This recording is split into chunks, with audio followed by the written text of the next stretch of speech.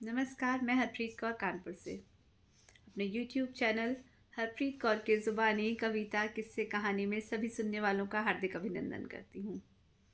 आज की कहानी है मेरी सखी और बेहतरीन कलमकारा सुरभि अग्रवाल जी की लिखी हुई कहानी। ज़िंदगी के कुछ अनकहे रिश्ते और जद्दोजहद को बयां करती एक अजब गजब सी कहानी। चलिए रूबरू कराती हूँ आज आपको कहानी से। आखिर मन में ढेर सारी उथल पुथल और दुविधा मन में लिए डगमगाते हुए कदम घर की दहलीज के बाहर निकल पड़े। हाँ, पहली बार अपने लिए शायद कुछ खुशियाँ मुट्ठी में समेट लेने के लिए। नहीं पता था कि क्या होने वाला था।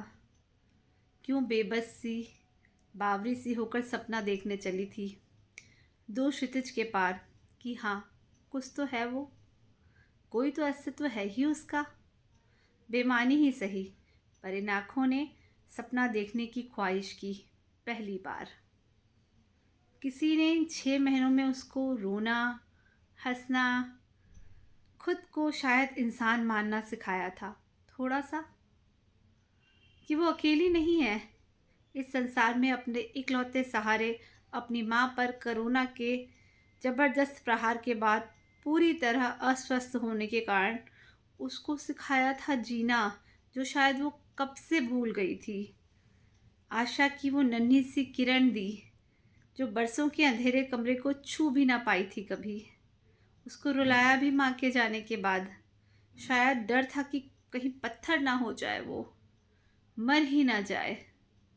पर जिंदा क्यों रखना था उसको, ये समझ ही नहीं आया उसको, क्योंकि कभी उसकी परवाह किसी ने की ही नहीं थी।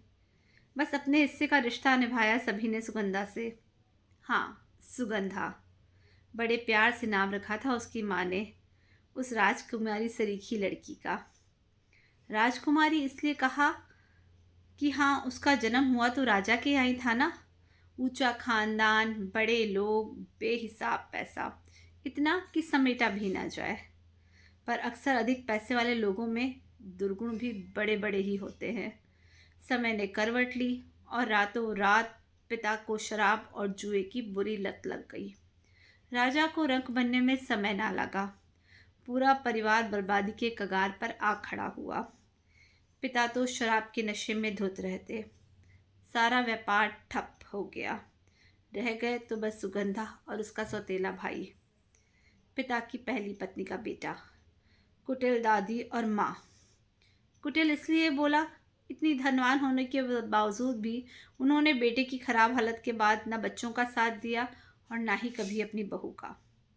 दुख में जैसे अपनी परछाई भी साथ छोड़ देती है, सारे रिश्तेदारों ने बिल्कुल ऐसे ही अपना पीछा छुड़ा लिया। कुल मिलाकर सुख शब्द का मतलब भी नहीं पता था उस बच्ची को। ना बचपन के खेल खिलौने, ना ही कोई गुड़िया का ब्याह। बस एक धुन कि खुद को काबिल बनाना है। जैसे तैसे माँ ने नौकरी कर अपने दोनों बच्चों को पढ़ाया, पाला पोसा। पर समाज के भेड़ियों से खुद और अपनी बेटी को बचाना बड़ा ही चुनौतीपूर्ण रहा। अगर हम सुगंधा की बात करें तो 16 कलाओं में से युक्त रही वो। पढ़ने में अव्वल, उस समय जो कुछ भी उपलब्ध था छोटे से गांव में उसने सब कुछ सीखा। ऐसा कोई काम नहीं था जो उसको ना आता हो। सारे अध्यापकों की जान बसती थी उसमें।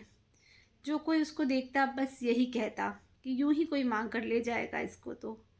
माँ को बड़ी खुशी और गुरूर होता अपनी सुगंधा पर शायद अभी परीक्षा बाकी थी। बड़ी ही मुश्किलों के बाद सुगंधा का विवाह एक अच्छे परिवार में हुआ। कहते तो सब यही कि बेटी बनाकर रखेंगे, पर ना जाने क्यों मुझे लगता है कि वक्तव्य ना कहकर अगर हम बस रिश्तों को ही वरीयता दे तो भी शायद परस्पर प्रेम बना रह सकता है, कि कम से कम हम बहू को बहू ही मान लें। लेकिन सारे मापदंड तब बदल जाते हैं जब आप एक दहेज लोलुप परिवार का हिस्सा बनते हैं, जहां आपके हिस्से में आपके गुण का कोई महत्व ही नहीं। वहां महत्व है उस निर्जीव वस्तु का जो एक मध्यम वर्गीय परिवार शायद नहीं कर पाता है। दूसरों की अपेक्षा के अनुरूप, या यूं कहूँ बस जीवन यापन ही पहला उद्देश्य होता है। सुगंधा जिस माहौल और स्वाभिमानी वातावरण में पली बड़ी थी, तो बड़े सधे हुए विचार और सिद्धांतवादी विचारधारा की स्वामिनी थी। बड़ों का भरपूर सम्मान और छोटों को असीमित स्नेह उसकी रग रग में बसा था। उसको शायद आदर्श बनने की धुन थी। हर क्षेत्र में उसको हर मापदंड पर खरा उतरना था उस परिवार में। पर अफसोस ये हो ना पाया। भयंकर मानसिक प्रताड़ना और हर तरह के अत्याचारों के बाद उसका शरीर बीमारियों का घर बन गया, क्योंकि वहाँ कोई भी नहीं था जिसको उससे कोई सरोकार हो। नतीजन उसको अनवरत बुखार ही रहा शरीर में, जिसका इलाज कभी कोई डॉक्टर कर ही नहीं पाया, क्योंकि किसी को कुछ समझ ही ना आया। पति उसको संसार के लगभग हर शहर के डॉक्टर के पास तो लेकर गए, लेकिन कभी कारण जानने की कोशिश नहीं की। शरीर और मन बेहद कमज़ोर हो गया था। किसी से आंखें मिलाने में भी डर लगता था उसको। दर्द इतना कि कोई छू भी ले तो करहा उठे। पैर के नाखून से सर के बाल तक दर्द में बिंधे थे। शरीर का कोई हिस्सा ऐसा नहीं था जहां दर्द ना हो। बहुत से डॉक्टर्स को दिखाया, पर किसी को भी मर्ज समझ ही ना आया। वो अभी हार मान चुकी थी लगभग, लेकिन वो किसको समझाती कि ये दर्द तन का नहीं मन का है। पर कहते हैं ना, ईश्वर किसी न किसी रूप में सहायता अवश्य ही करते हैं। ऐसा ही हुआ कुछ उसके साथ भी। बस कुछ ऐसा ही चमत्कार हुआ। कोई ऐसा मिला जिसे शायद ईश्वर ने उसी के लिए बनाया हो। जिस तरह से उन्होंने साथ दिया, शायद ही कोई किसी का दे पाता है। जिंदगी हौले से मुस्कुराने लगी जैसे। धीमे धीमे मन के दरवाजे पर दस्तक दी थी किसी ने। कोई इतना प्यार कैसे दे सकता है? जीवन के इतने खराब अनुभवों के बीच एक साया शीतलता का एहसास करा रहा था। वर्षों की रिक्तता जैसे संपूर्ण होने को हो। कौन है वो? आज के समय में जब खुशी में भी लोग मन में साथ नहीं होते, तब इतने विषमतम समय में किसने अपने हाथ दिया था संभलने के लिए? जैसे रेगिस्तान में झुलसे तन मन को ठंडी फुहारों ने भिगो दिया हो। किसी ने कटती हुई पतंग की डोर थाम ली हो कि नहीं, अभी उड़ना है तुम्हें, देखना है खुला आकाश, संजोने हैं कुछ अपने हिस्से के सपने, थोड़ा सा जीना है खुद के लिए। अनुपम नाम है उनका, एकदम नाम के अनुरूप, एकदम अनोखे से, इंद्रधनुष के जैसे। 7 रंगों के सारे गुण देखिए उनके व्यक्तित्व में।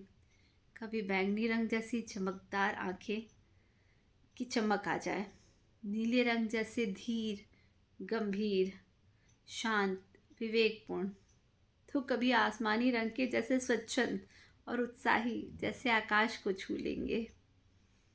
कभी हरे रंग के समान हर और खुशियाँ बिखेरते दिखते, तो कभी पीले रंग के समान शुभ और विलक्षण। कभी नारंगी रंग जैसे, वो जिस तरह नए उजाले का पर्याय है, उसी तरह उसके जीवन को एक नई दिशा दी। तो कभी लाल रंग जैसे गुस्सैल, खड़ूस और बेहद प्यारे। जितना उन्हें जानती उतना ही अपनी किस्मत पर नाज होता। कई बार उसके कदम ठिठके, पीछे हुए, पर हर बार रोक लिया उसके मन और अनुपम के अनुपम प्रयासों ने कि शायद यही उसकी मंजिल है, या ये कहूँ हो सकती है। तभी तो लगभग 4 महीनों के जो अनोखे से एहसास वो महसूस कर पा रही थी, शायद प्रेम ही था। पर कैसे कर पाती, क्योंकि बचपन कब बीता समझ ही नहीं आया। समय ने समझदार बना दिया था। जवानी की कोई उमंग छू भी ना पाई, उसके किसी एहसास का पता ही न चला। अनुपम के रूप में पिता सा संरक्षण था और भाई जैसी सुरक्षा भी। कभी माँ जैसी ममता तो कभी बहन जैसा साथ। प्रेमी सुगंधा ने माना, क्योंकि ये उसके लिए शायद जीवन की सबसे बड़ी खुशी थी, क्योंकि प्रेम तो कभी उसने किया ही नहीं। प्रेमी कहना शायद उचित ना हो उनके लिए, क्योंकि कुछ भावनाएं, कुछ रिश्ते शब्दों के मोहताज नहीं हुआ करते। अनुपम का जीवन में आना ऐसे हुआ जैसे मानो किसी सीपी को स्वाति नक्षत्र की बूंद का इंतज़ार हो।